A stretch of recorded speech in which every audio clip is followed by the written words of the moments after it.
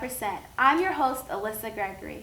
For tonight's episode, we will be discussing the relationship between police and the Black community. Joining us this evening, we have Christopher Hart, a broadcast journalism major and former host of Hollywood Now.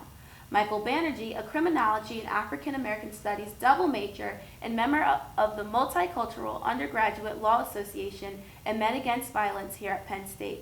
We have Dwayne Wright, a first-year PhD student and graduate assistant for the African American Studies Department. Last but not least, we have Millie Williams, the program coordinator for the Paul Robeson Cultural Center here on campus. How's everyone doing tonight? Great. How are you? Pretty well. Good. Thanks for joining us. Now, this evening we're going to have a great show. Are you guys ready to jump in? Yes, ma'am. Are you ready? Okay, so let's begin this discussion with the heart of the matter. Why do you believe there's a disconnect between the Black community and the police? And is there anything that we can do to improve this relationship? Ladies first. There is a disconnect between the Black community and law enforcement because of historical issues that stem from way before even the 1900s. There are just issues that constantly feed into a system that was built to oppress Black people. And so that's where I feel like they stem from and that they're still happening today. Chris? I would definitely have to say with my generation, I feel like there's a disconnect because we've been always taught, as history has gone along, there's always been a disconnect. Whether you go back from maybe a decade before us to the 90s when it was Rodney King, or we go even back to the 60s where it was civil rights. And we just have been taught that there's never been a good decorum between police and the Black community. Wayne, how about you? That's a good question, but well, first and foremost, thank you, Alyssa, for having me here, and thank you to my fellow panelists for joining us tonight. Thank you to the Penn State Network for having what I think is a crucial conversation. I think implicit in your question is the answer. We've juxtaposed a division in the question between police and Black people, police and African Americans, as if there's no overlap. You've got to understand that there are police that are African Americans and there are African Americans that are part of the larger police community, work for police stations, etc. I think the real heart of the division is less about titles and more about power. Minoritized individuals, particularly Black people, have not had the equitable power in the American system that they want to deserve, they've earned, and that they need to have. And what the police are is just another extension of our justice system. And when you have an unequal justice system, you're going to have an implicit division because of inequalities built in to that system. Yeah, I think this division, for like you've been saying, from the 50s to the 60s all the way up to 2015, has caused a lot of built-up anger. You mentioned Rodney King, Emmett Till, the list goes on. And I think people are still angry today, hence, Baltimore riots, we go back to LA riots, so forth and so on. Do you guys feel a built-up anger towards police? Not all police, because as you said, there are police out there that are doing their job, but the police that aren't, following protocols. Do you guys feel anger towards, police? I don't feel anger towards them because I think that we can't blame the individual. We have to blame the system that is working against certain people in this state, in this country, excuse me. And so to be angry at the individual, I think, is the wrong way to go about it. So you don't think it starts with the cops, but rather who's above the cops? Or do the cops need to take a step back and take responsibility for their decisions? Well, I think it starts with the history, like you all mentioned. It starts with the history. Yeah, I think that I'm definitely not angry. There are so many, as we would say, hands in the pot. It's not just one reason for anything. And so, like Dwayne was saying earlier, my brother is a police officer in the Dallas-Fort Worth area, actually. And there's been a lot of stuff happening in that area.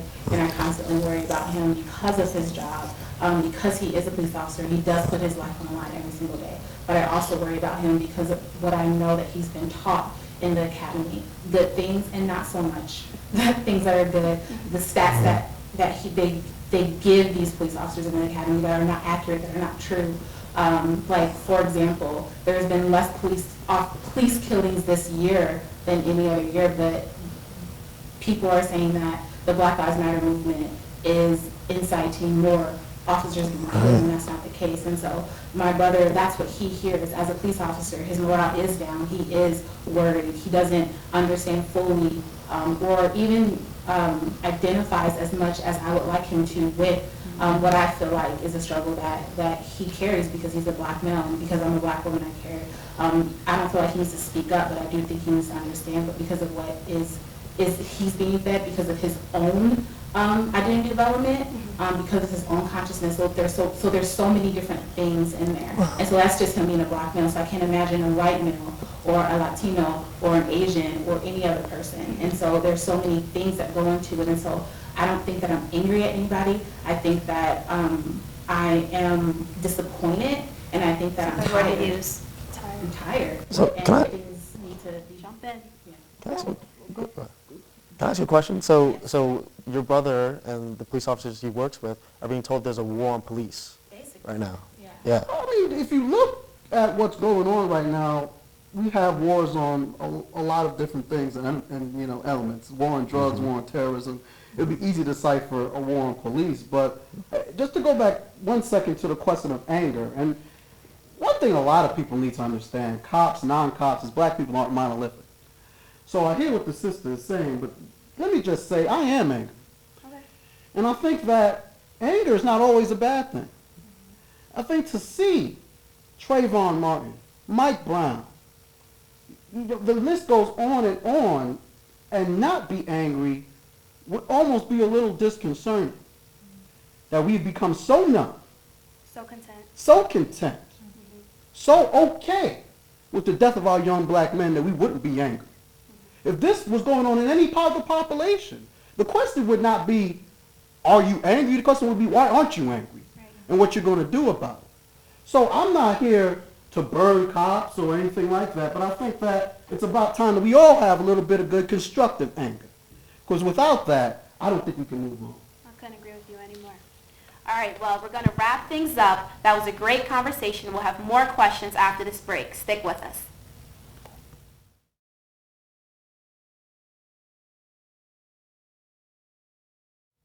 Hello and welcome back. Now it's time to move on to our next discussion topic. A study done by Mother Jones organization has shown that Black people were about 4 times as likely to die in custody or while being arrested than whites, which leads to the question, is police brutality solely a Black issue or is it an American issue?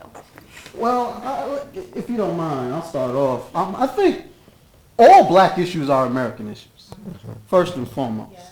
I think that police brutality affects more communities than just Black people. So that's just to answer the question. Now that that's off the table, let's talk about the reality of the situation on the ground. Because sometimes truth needs to be spoken to power. The police actions tend to be a Black issue because they make it a Black issue. And you can't excuse that by saying we're going to go where the crime is. Because crime is crime, while race is a social construct. So while police brutality may be an American issue, we in America, and we're all Americans, have a responsibility anytime there's desperate impact on any race, creed, religion, sexual orientation, to ask ourselves why and come up with a respectable answer to that question. Well, you just said that race is a social construct, but so too is crime. Crime's a social construct too. So when you criminalize the actions of minority people, then where's the crime going to be? So it goes back even further than that. Well, undoubtedly, our laws sometimes have a racial desperate impact, and they need to be fixed, and they need to be reformed. But just to answer the question about, is it an American issue? Oh, sure, yeah. I think we've got to contextualize the conversation in an American issue. But I agree with you, my brother, that crime is also a social construct, and just what is being criminalized may be a discussion for another show. So, anything that adversely affects any segment of the population is bound to adversely affect the whole population, right? Yeah. Now, jumping off of what you said, obviously it's an American issue. The Declaration of Independence says all men are created equal. if you look around, it's 2015, obviously we're not being treated equal. You know what I mean? There's obviously a disconnect. Do you guys think that there's an issue with the system? Like, is the system broken? Is it broken beyond repair? Like, what's going on? The system isn't broken because it wasn't built to By us, for us. protect us. It's not broken because it's built to do exactly what it was meant to do. I can't remember who said that. I don't know if it was it a, I don't know. Well, Du Bois Du Bois. definitely said Okay. that, you know. It was the boys, and so, but like it wasn't, it's not, it's doing exactly what it was built to do. So it's not about the system being broken, it's about things being undone, it's about a new system being in place. And that's what so many people are asking for, that's what they're shouting for, that's what they're screaming for, that's what they're fighting for. Right. And so, I don't know. The system's built to protect citizens, right? Yeah. No, I Do disagree. you? It's not built to I protect disagree. citizens. I think it's built to protect certain citizens. Okay, so you all consider yourselves And who are the citizens, certain right? citizens that That's what you're ideal Those in power. Those in And power. that's changed from time to to time. stay on Kings of Hill, to stay on top? Yeah, those and that's changed from time to time. Who's been considered white in America has changed from time to time. At one point, the Irish wasn't white. Italians. Italians weren't white, and now they are. they become white to add power too. And right? once they become white, they now become part of that citizenship. Exactly. So say the system protects all citizens. I mean, but that was never true from the start. Well, we weren't citizens in the beginning, right? Exactly. We weren't. Exactly. But now Exactly. you all consider yourselves citizens, right? Or no? I consider myself with the label of a citizen. Okay. But if you look at what we've done in the last 5 years to voting rights, Yeah. Yeah, seriously. Voting Rights Act. It was gutted. Yeah. just because you put a label on someone, like free, doesn't make it free. And the system that my ancestors were under were built to oppress them and for them to be a profit. It wasn't about, and so even to this day, if we look at media, for example, if we look at just the hip hop culture alone, like it's about oppression, about being a profit. Like there is no black person that owns any television network, any record label, anything at all. But yet we have all of these black culture things being exploited and being put out there and people buying into those things. And so I think that like I said, the system isn't broken because we're still in the same cycle. We're still doing the same thing. Can we break the cycle? You have, in order to, I don't know about breaking it, but we can, it needs to be destroyed. It needs to be like, I think implicit in the question of can we break the cycle is, do we work within the system? And Audre Lorde said the master's tools will never dismantle the master's house. So if he's going to use the master's tools, you could try to break the cycle, you could try to fix the cycle. It's the cycle that is the problem. And that's what we need to understand. That as long as you're going to go play on their field by their rules, you can't win. Well, what if it's our field and our rules? For all citizens, why is it not our rules and our field? When you say our, you got to give me a little bit more definition. All American citizens. I don't think that it can be a playing field or for everybody, if that's the case. So why do we have equity and equality laws, period? If we just go from that, you know, then if that's the case, if it's equal. To make it equal, to make it our playing But the field, thing to stick with the is, analogy. It's not even equality that we need equity, right? And so in order Okay, for us to okay. function in the system, we need equity. There's things that we need more of and people need less of. You know what I'm saying? And so like, there's no way to get into the system and change it. It needs to be completely wiped out and there needs to be something new. And that's like an idea that's kind of out there. People think, oh no, that can't happen. But if there's actually work toward it, if there's people studying policy, if there's people studying law, if there's people in these neighborhoods and making businesses and so on and so forth. Well, I'm loving our conversation, but we're going to have to take a short commercial break, then we'll be right back.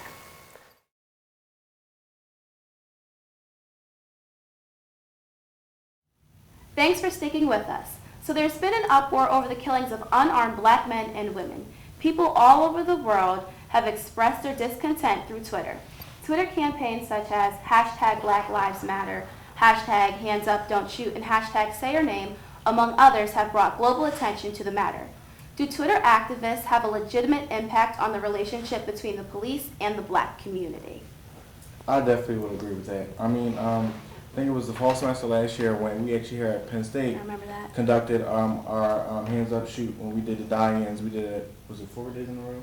Yeah, it was 4 days in a row. 4 days in a row. And I remember even when I posted our pictures and videos from Instagram and Twitter, how much like, even on a website like Tumblr, I remember a follower I had never even seen before, but just on the dashboard had a picture from our dying, like, so I feel like it definitely does. I remember even when I moved back home over the break in Philadelphia, there was a march down by City Hall, and I feel like even that got global attention. I feel like it definitely is, because I feel like it takes a number to beat the system. I feel like we're actually coming together, and I feel like since it's peaceful, it gets more attention when it's peaceful and not so.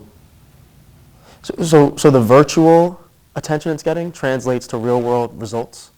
I would agree. I mean, I definitely feel like the violent does get attention as well, but I'd rather the peaceful get more attention. I mean, let's be for real. It was a Twitter that started the Arab Spring, and that led to the overthrow of about 3 or 4 Arab nations. You understand? So let's make no mistake about it. This is the civil rights issue of our time, and this social media is a civil rights tool of our time. And for us not to use it would be a mistake. Yeah, it's giving us a voice, It's right? definitely giving a voice to the voiceless. Not that the young people, our generation, didn't have a voice before, but just think about what went down over the last year as far as video cameras. Okay. And how many times did you say to yourself, what would have happened had there not been a different video? story. Yeah. Had there not been a video? South Carolina, shot in the back. Yeah. What would have happened Yeah. When that- had there not been a video? What would the Nothing. police report be? How many times have this happened before we started using this tool? We'll never know. That's the more dangerous question. Yeah. We'll never know. It is definitely a great way to mobilize people. Like, it's powerful, and it definitely hats off. Like, I think I would even go as far as to say we need it where we are now to communicate, to mobilize, to get word out there. A lot of people with the issue that just happened with Ahmed Muhammad in Dallas-Fort Worth area in Irving, Texas. His sister took pictures and put it on social media so that it could gather attention. And if they didn't do that, then the national media outlets probably wouldn't have picked it up. You never got to go with the rock in the White House. Yeah. Well, let me say this, and I'm going to direct my comment to the young man to my left. It can't be just social media. Where else should it You understand? Because at the end of the day, it's got to be a translation into something tangible. Because as much as our generation uses social media, politics is done in the real time in the real world. Yeah. So what you're really going to do when you capitalize on it, what I would like to see is using this attention from social media to interact real change. And we can't have short memories. We can't forget about Trayvon. We can't forget about Sandra Bland just because something else is coming up. That's really the Distractions in the problem. media. You know, that is really the problem. Yeah. Our memories are short. Yeah. I think though, people like D-Ray and Sean King. D-Ray has 2 organizations, We the Protesters. I think it's Ground Zero. And then I know Sean King is getting together an organization called Justice Together to like affect policy, issues with policy, and like also they're really good about pointing people to the upcoming election and things like that. And so I agree with you completely, Dwayne, like pointing people to the like not saying that social media isn't reality, but putting feet to the ground. They won't respect you till you vote. But changing policy and voting, isn't that working within the system that we can't work within? Right? Didn't you all say that? We can't work within the system? I don't know if that's what we said. I think more what we said was that the system was corrupt. But however, I think that to me, voting is not working within the system. To me, vote is democracy. Which is the system in place. Well, I think it's the best form of government besides all the rest. Agreed. So, you know, I think this is an important point. So let me just make this point. Sure. I think the Black Lives Matter movement has been misinterpreted by some purposely, conservatives on other news stations, and by some that don't understand it as just that, anarchy. I think recognizing the faults within a system is different from completely throwing it out. I could say, listen, the education system is not working equitable for African American men and not be a hypocrite for working in the education system. You understand what I'm saying? The criticism has to be informed. And you can't be an informed critic if you don't vote. Because then you're just complaining. And I don't want to hear from you. Yeah. So do you think that's an issue in the African American community that, that they're not voting as they should be? I feel like people don't vote, and I feel like people don't know their rights. So I feel like people just go to social media and see something and are quick to put a hashtag, but not quick to register to vote. Right. Or not quick to Google their rights and actually know what should happen when the police approaches you, not to, you feel me? I just, I feel like our generation, it's so quick to go to social media or put a picture of Sandra Bland saying, they killed her, and not even register to vote. Right. So- 20. so- Not like you just turned 18. Next step might be putting on social media our rights. Tweet that. Instagram that. That Hashtag might be that. the next step. The next step might be after you put the hashtag up on Monday, don't just go back to worrying about Beyonce versus Nicki Minaj or Nicki Minaj versus Miley Cyrus on Tuesday. Right. We've got to have a sustained movement. That's what got us through the 60s. Yeah. A sustained movement. Your memory can't be 20 minutes long. If this affects you on Monday, it's got to affect you on Tuesday. It's got to affect you on Wednesday, because there's someone that's going to be dying on Thursday if it doesn't. Definitely. All right, well, I couldn't agree with my panel anymore, but we're going to take a little break, so stick with us.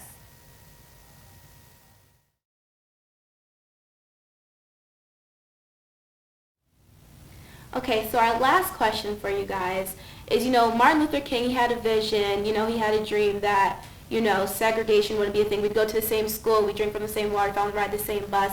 And, that's happened, obviously, we go to the same school, so we have made strides forward. But one thing I will say is that he made a comment in his speech that, and it's not word for word, but along the lines of he wants his kids to be judged not by the color of their skin, but the content of their character.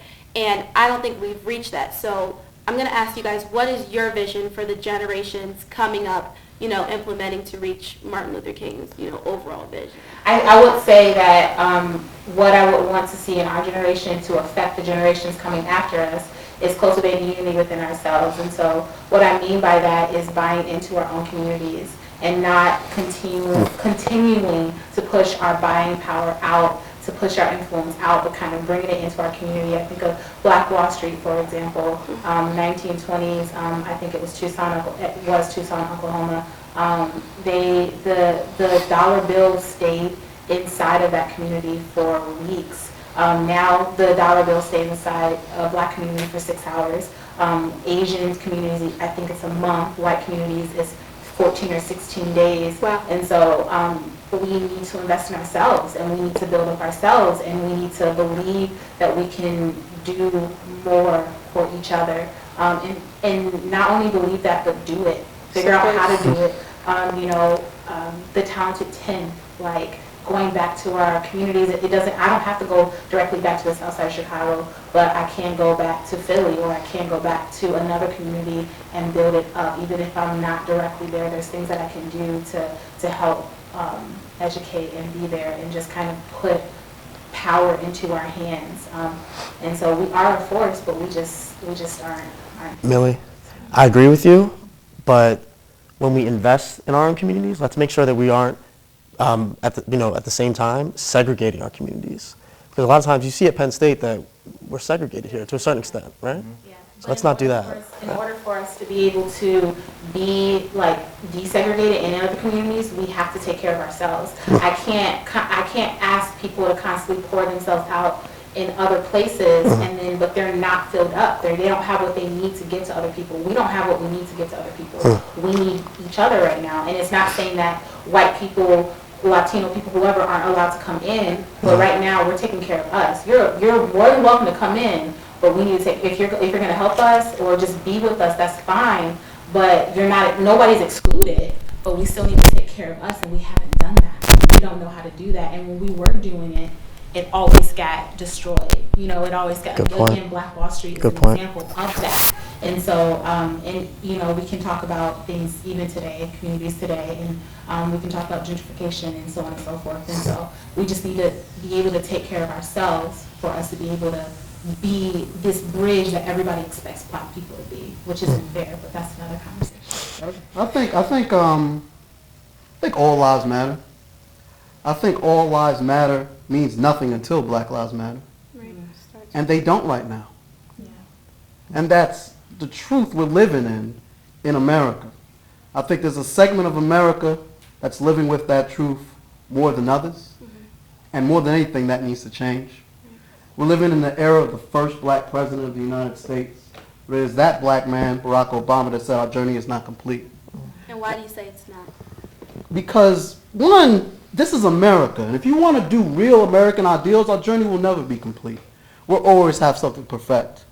You know, but more importantly than that, we have a long way to go. I think it was Chris Rock that said, you know, the first Black president is not Black excellence. There were a lot of Black men that could have been president. That's white excellence. Yeah. You guys just understood and found this guy. But 50 years ago, you know, there were probably a lot of people that could have been president. So I think, you know, we have a long way to go, and it begins with awareness of that fact, that our journey is not complete, that, you know, the journey will never be complete with one incident.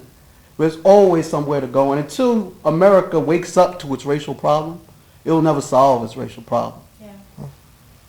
I just, for the future, I would love to see, as a people, and sort of to speak, I would love to see us cross our T's and dot our I's and saying that emphasizing the importance of voting, emphasizing knowing our rights, emphasizing the way we interact verbally with police. I just feel like, as a people, we just need to sort of make sure all of us are good, and make sure, like Melissa, all of us are good, and make sure there's no probable cause, so to speak, for them to try to say, this is where we went wrong. If that makes sense. I agree with you.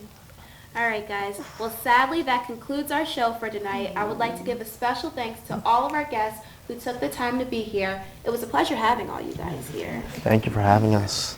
And I'd also like to thank PSN TV and all of our viewers that are watching. This is the 5%. Have a great night.